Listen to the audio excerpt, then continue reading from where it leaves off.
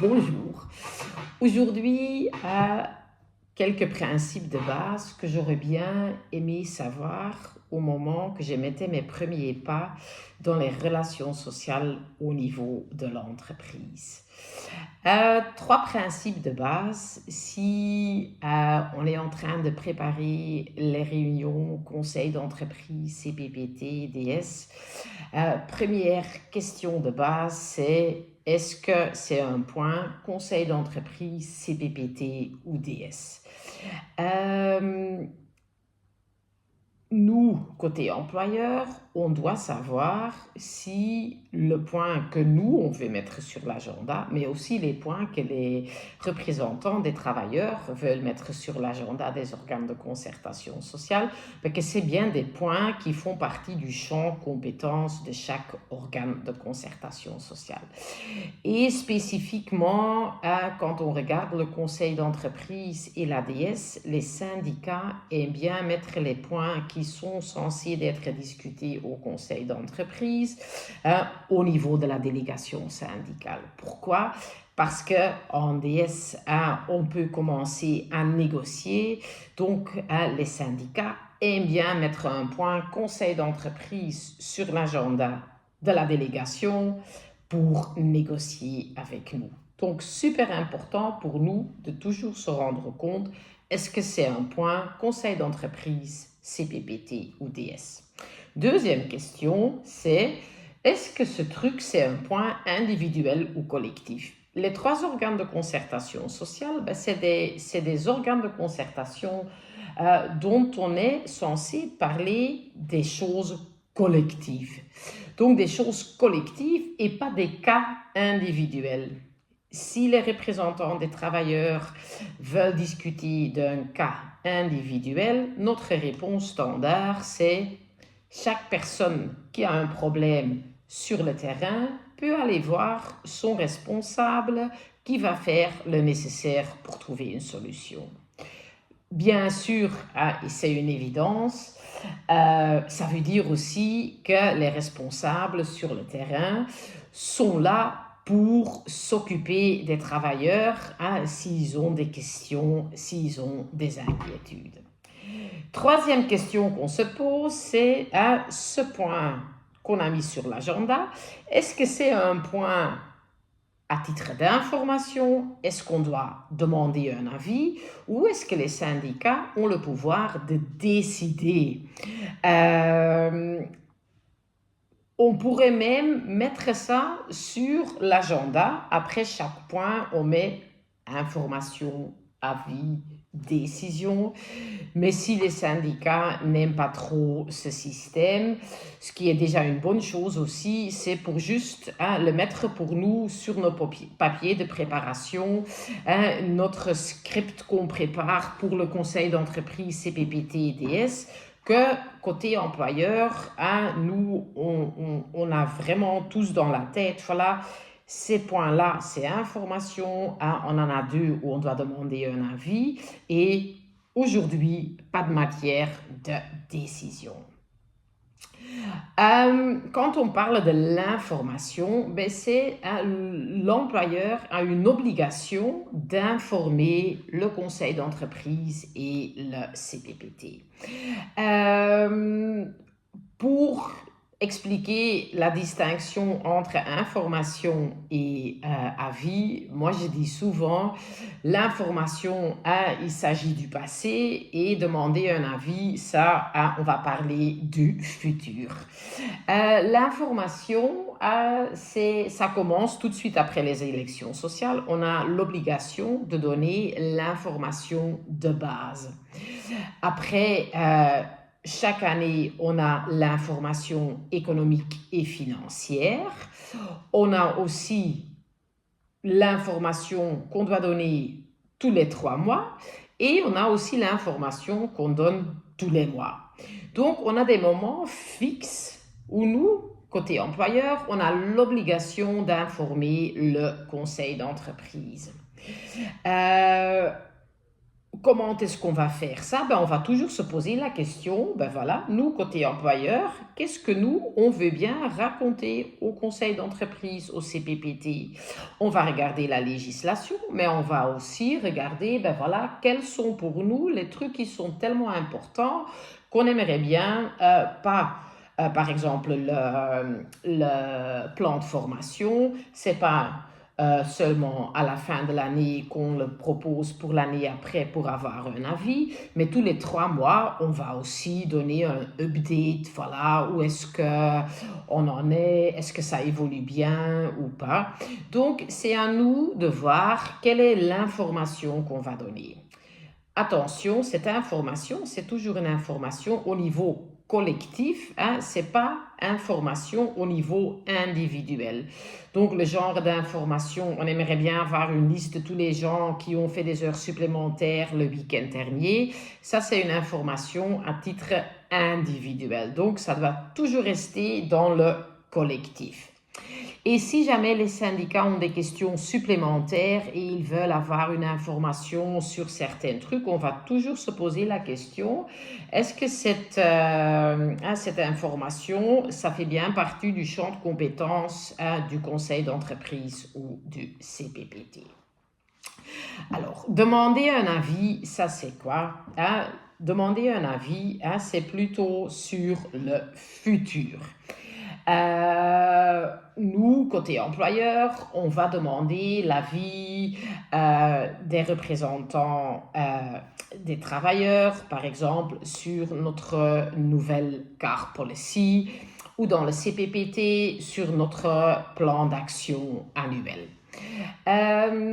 C'est un avis, mais c'est un avis que si les syndicats disent non, on donne un avis négatif, nous, comme employeurs, on peut quand même mettre en application les choses que nous, on a proposées.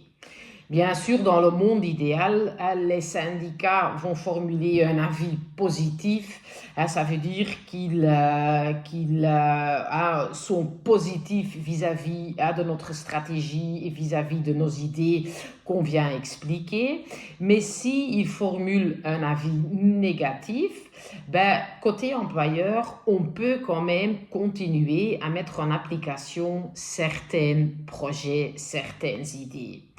Bien sûr, à ce moment-là, c'est important que l'employeur explique bien pourquoi on va quand même mettre en application certaines choses, néanmoins le fait qu'il y a eu un avis négatif.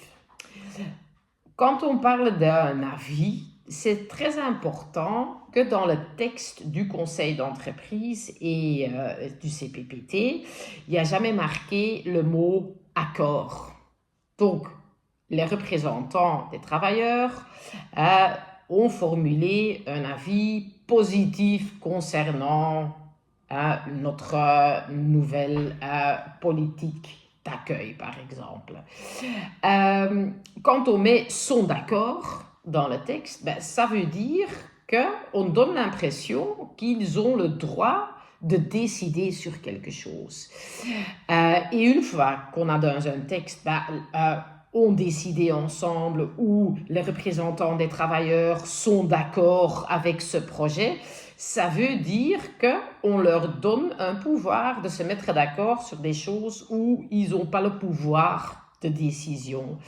Donc, quand on va écrire un rapport ou quand on va relire le rapport du conseil d'entreprise, quand il s'agit de sujets dont on a demandé un avis, c'est super important de regarder, c'est aussi formulé comme ça. Donc, il y a dans le texte, les représentants donnent un avis positif ou donnent un avis négatif. C'est pas parce que les syndicats n'ont pas un pouvoir de décision qu'on ne doit pas prendre le processus de demander un avis, qu'on ne doit pas prendre ça au sérieux. Côté employeur, nous, on n'aime pas être confrontés avec des situations que les représentants des travailleurs demandent une question ou mettent quelque chose sur l'agenda le jour même et demandent une réponse de notre part sans qu'on ait eu la possibilité de bien se préparer. bah, ça compte aussi pour les représentants des travailleurs. Donc, si nous, on va demander un avis, c'est important qu'on les laisse aussi le temps de formuler un avis. Et ça veut dire aussi que nous, on doit bien planifier et bien préparer nos réunions conseil d'entreprise et CPPT. Si je prends l'exemple du plan d'action annuel qu'on va proposer au CPPT, ben, on va mettre ça sur l'agenda, par exemple, du mois d'octobre. On va dire, voilà, ça c'est notre proposition pour le plan d'action annuel. On va donner une explication et on va dire, voilà, utilisez maintenant votre réunion préparatoire du mois prochain pour formuler vos remarques, pour formuler votre avis. Et le mois prochain, donc le mois de novembre, on va mettre le plan d'action annuel de nouveau sur l'agenda du CPPT. Et comme ça, on peut discuter de votre avis. Et après, on peut commencer à mettre en application notre plan d'action annuel.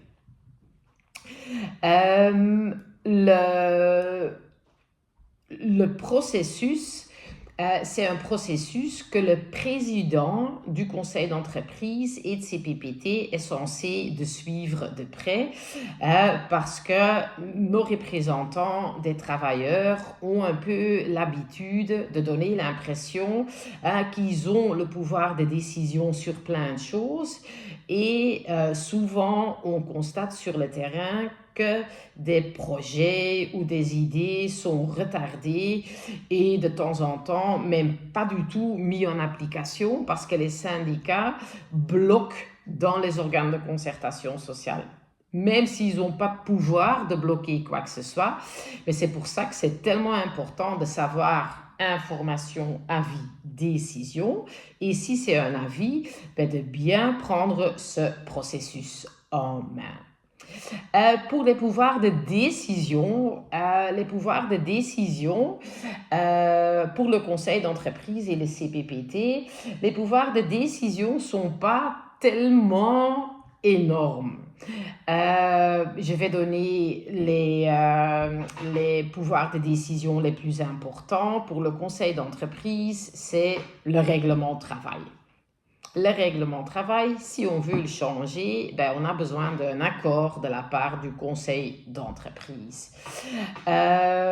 Autre exemple, c'est les congés collectifs pour le conseil d'entreprise, approuver le réviseur de l'entreprise tous les 3 ans. Et pour le CPPT, ben, c'est approuver le conseiller en prévention. Donc le CPPT doit se mettre d'accord sur le conseiller en prévention qui va être le secrétaire dans le CPPT. Mais quand on regarde l'agenda du conseil d'entreprise et du CPPT sur toute une année, on va voir que la plus grande partie des sujets, c'est plutôt information et avis. Et pour terminer, encore quelque chose, c'est que si nous, on va au conseil d'entreprise, si on va au CPPT, il faut toujours être bien préparé et arriver avec ce que moi j'appelle un produit fini. Donc, si on veut parler d'une nouvelle organisation de travail, si on veut parler d'un nouveau cadre policy, ben, ce qu'on vient présenter, ce qu'on amène pour discuter, c'est quelque chose qu'on a vraiment super bien préparé, qu'on a tourné dans tous les sens et que c'est un produit fini. Donc, dans le monde idéal, les syndicats n'ont pas trop de questions ou n'ont pas trop de remarques sur notre proposition parce qu'on est tellement bien préparé. Donc, on ne va pas dans une sorte de co-création avec le conseil d'entreprise et les CPPT, mais c'est plutôt, nous, on arrive avec un produit bien fini et on demande l'avis ou bien sûr un accord si c'est quelque chose à négocier. Voilà ce que je voulais vous amener aujourd'hui.